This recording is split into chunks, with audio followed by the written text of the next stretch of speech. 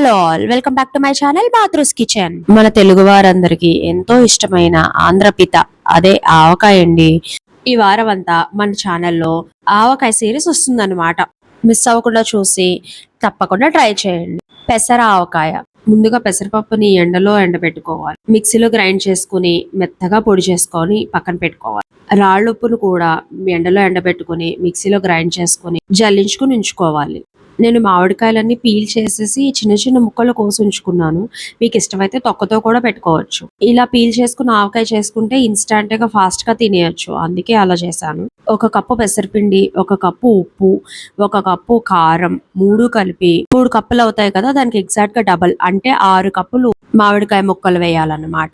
ఉప్పు, కారం, పెసరపిండి కలిపి చిటికెడు పసుపు వేసి కొలిచి పెట్టుకున్న మామిడికాయ ముక్కలు కూడా వేసి బాగా కలిపి 1 కప్పు నూనె వేసి బాగా కలిపి ఆ మిగిలిన నూనె కూడా వేసి మూత పెట్టి 6 రోజుల పాటు రోజు విడిచి రోజు కలుపుకుంటే ఆవకాయ రెడీ అయిపోతుంది. వేడి వేడి అన్నంలో నెయ్యి వేసుకుని తింటే అద్భుతంగా ఉంటుంది.